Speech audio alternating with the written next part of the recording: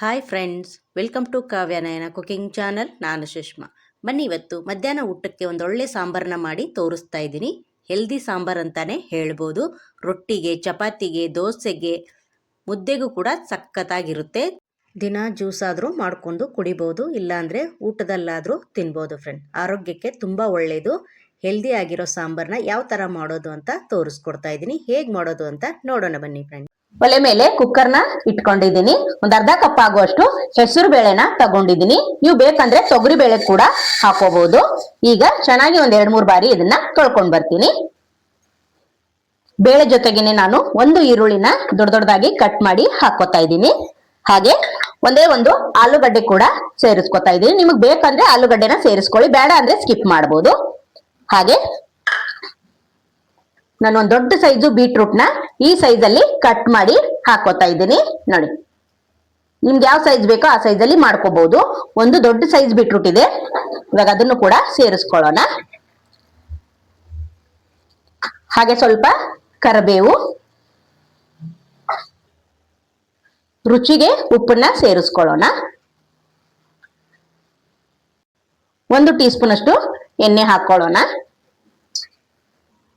ಇವಾಗ ಇಲ್ಲಿ ಅರ್ಧ ಕಪ್ ಅಷ್ಟು ಬೇಳೆನ ತಗೊಂಡಿದ್ದೀನಿ. 2 ಗ್ಲಾಸ್ ಅಷ್ಟು ನೀರನ್ನ ಸೇರಿಸ್ಕೊಳ್ಳೋಣ. ನೀವು ಇದಕ್ಕಿಂತ ಜಾಸ್ತಿ ಕ್ವಾಂಟಿಟಿ ಕೂಡ ಮಾಡ್ಕೋಬಹುದು. ಈಗ ಕುಕ್ಕರ್ ಮುಚ್ಚಳ ಮುಚ್ಚಿ ಇದನ್ನ 3 ವಿಸಿಲ್ ಕೂಗಿಸ್ಕೊಂಡ್ ಬರ್ತೀನಿ. ಸಾಂಬಾರ್ಗೆ ಮಸಾಲೆನ ಹುರ್ಕೊಳ್ಳೋಣ. ಒಂದು ಚಿಕ್ಕದ ಬಾಳಿಗೆ ಇಟ್ಕೊಂಡಿದ್ದೀನಿ. 1 ಸ್ಪೂನ್ ಅಷ್ಟು ಎಣ್ಣೆನ ಹಾಕೊಂತೀನಿ. 1 ಟೀ ಸ್ಪೂನ್ ಅಷ್ಟು ಉದ್ದಿನ ಕಾಳು, ಹಾಗೆ 2 ಟೀ ಸ್ಪೂನ್ ಅಷ್ಟು ಧನಿಯಾ ಬೀಜ, ಹಾಗೆ ಒಂದು ಅರ್ಧ ಸ್ಪೂನ್ ಅಷ್ಟು ಜೀರಿಗೆ, ಹಾಗೆ ಒಂದು ಖಾರಕ್ಕೆ 3 ಮೆಣಸಿನ್ಕಾಯಿನ ಸೇರಿಸ್ಕೊತಾ ಇದ್ದೀನಿ. ನೀವು ಬೇಕಂದ್ರೆ ಬ್ಯಾಡಗಿ ಕೂಡ ಸೇರಿಸ್ಕೋಬಹುದು. ಒಂದು ಸ್ವಲ್ಪ ಮೆಂತ್ಯನ ಸೇರಿಸ್ಕೊತಾ ಇದ್ದೀನಿ. ಚೆನ್ನಾಗಿ ಇದನ್ನ ಹುರ್ಕೊಳ್ಳೋಣ ಲೋ ಫ್ಲೇಮ್ ಅಲ್ಲೇನೆ. ಮಸಾಲೆ ರುಬ್ಬಿ ಇವತ್ತು ಬೀಟ್ರೂಟ್ ಸಾಂಬಾರ್ ಯಾವ ತರ ಮಾಡೋದು ಅಂತ ತುಂಬಾ ಸರಳವಾಗಿ ತೋರಿಸ್ಕೊಡ್ತಾ ಇದ್ದೀನಿ. ಒಲೆನ ಆಫ್ ಮಾಡ್ಕೊಂಡ್ಬಿಡೋಣ. ಈಗ ಚೆನ್ನಾಗಿ ಹುರ್ಕೊಂಡಿದ್ದಾಗಿದೆ ನೋಡಿ. ಇಷ್ಟು ಕಲರ್ ಚೇಂಜ್ ಆದ್ರೆ ಸಾಕು. ಇವಾಗ ಮಸಾಲೆ ಎಲ್ಲ ತಣ್ಣಗಾಗ್ಲಿ. ಒಂದು ಚಿಕ್ಕದು ಮಿಕ್ಸಿ ಜಾರ್ನ ತಗೊಂಡಿದ್ದೀನಿ ನಾನು. ಅವಾಗ್ಲೇ ಹುರಿದ್ನಲ್ಲ ಮಸಾಲೆ ಎಲ್ಲ ಸೇರಿಸ್ಕೊತಾ ಇದ್ದೀನಿ. ಹಾಗೆ ಒಂದ್ ಅರ್ಧ ಕಪ್ ಅಷ್ಟು ಹಸಿ ಕಾಯಿನ ನಾನು ಈ ತರ ಕಟ್ ಮಾಡಿ ಹಾಕೋತಾ ಇದ್ದೀನಿ. ಹಾಗೆ ಸ್ವಲ್ಪ ಕೊತ್ತಂಬರಿ ಸೊಪ್ಪು, ಸ್ವಲ್ಪ ಹುಣಸೆ ಹಣ್ಣನ್ನ ಸೇರಿಸ್ಕೊತಾ ಇದ್ದೀನಿ. ಈಗ ನೀರ್ ಹಾಕೊಂಡು ನುಣ್ಣಗೆ ರುಬ್ಕೊಂಡ್ ಬರ್ತೀನಿ. ಎಷ್ಟು ಸಾಧ್ಯ ಆಗುತ್ತೋ ಅಷ್ಟು ನುಣ್ಣಗೆ ರುಬ್ಕೊಂಡ್ ಬರ್ತೀನಿ. 3 ವಿಸಿಲ್ ಆಗಿದೆ. ಇವಾಗ ನೋಡಿ ಚೆಕ್ ಮಾಡೋಣ. ನೋಡಿ, ಚೆನ್ನಾಗಿ ಬೇಳೆ ಹಾಗೆ ತರಕಾರಿ ಬೆಂದಿದೆ ನೋಡಿ. ಇಷ್ಟು ಬೆಂದ್ರೆ ಸಾಕು ನೋಡಿ. ಹಾಗೆ ಇದಕ್ಕೆ ನಾನು ಅವಾಗ್ಲೇ ರುಬ್ಕೊಂಡ್ ಬಂದ್ನಲ್ಲ ಮಸಾಲೆನ ಸೇರಿಸ್ಕೊಂತೀನಿ. ತುಂಬಾ ಸರಳವಾಗಿ ಮಾಡ್ಕೋಬಹುದು ಫ್ರೆಂಡ್ಸ್. ಒಂದು 5 ನಿಮಿಷದಲ್ಲಿ ಒಂದೇ ಒಂದು ಬೀಟ್ರೂಟ್ ಇದ್ರೆ ಮನೆ ಮಂದಿಗೆಲ್ಲ ನಾವು ಬೀಟ್ರೂಟ್ ಸಾಂಬಾರ್ನ ಮಾಡ್ಕೋಬಹುದು ಫ್ರೆಂಡ್ಸ್. ನೋಡಿ, ಚೆನ್ನಾಗಿ ಒಂದ್ಸಲ ಮಿಕ್ಸ್ ಮಾಡೋಣ. ಕುದಿತಾ ಇರ್ಲಿ. ನಾವು ಇದಕ್ಕೊಂದು ಚಿಕ್ಕದಾಗಿ ಒಗ್ಗರಣೆ ಕೂಡ ಮಾಡ್ಕೊಳ್ಳೋಣ ಫ್ರೆಂಡ್ಸ್. ನೋಡಿ, ನಿಮ್ಮ ಹತ್ರ ಸಾಂಬಾರ್ ಪೌಡರ್ ಇದ್ರೆ ಸಾಂಬಾರ್ ಪುಡಿನೇ ಹಾಕೊಳ್ಳಿ. ಮಸಾಲೆ ಏನು ಹಾಕೋ ಅವಶ್ಯಕತೆ ಇರಲ್ಲ. ನಾನು ಮಸಾಲೆನ ರುಬ್ಬಿ ಇವತ್ತು ಬೀಟ್ರೂಟ್ ಸಾಂಬಾರ್ನ ಮಾಡಿ ತೋರಿಸ್ತಾ ಇದ್ದೀನಿ. ತುಂಬಾ ರುಚಿಯಾಗಿರುತ್ತೆ ಫ್ರೆಂಡ್ಸ್. ನೀವು ಒಂದ್ಸಲ ಟ್ರೈ ಮಾಡಿದ್ರೆ ಮತ್ತೆ ಮತ್ತೆ ಮಾಡ್ಕೊಂತೀರಾ. ಮುದ್ದೆಗೆ, ಬಿಸಿ ಬಿಸಿ ಚಪಾತಿಗೆ, ರೊಟ್ಟಿಗೆ, ಅನ್ನಕ್ಕೆ ತುಂಬಾ ಚೆನ್ನಾಗಿರುತ್ತೆ ಫ್ರೆಂಡ್ಸ್.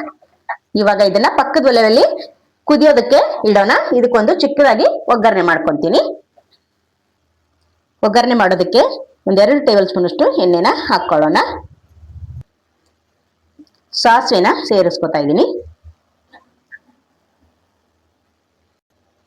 ಸ್ವಲ್ಪ ಕರಿಬೇವು,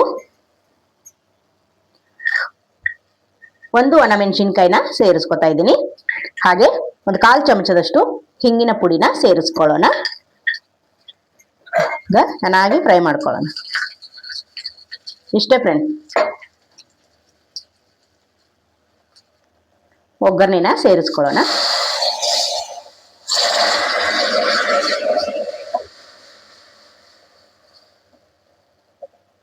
ನೋಡಿ ಫ್ರೆಂಡ್ಸ್, ಕಲರ್ ನೋಡಿ ಎಷ್ಟು ಚೆನ್ನಾಗಿ ಬಂದಿದೆ ನೋಡಿ.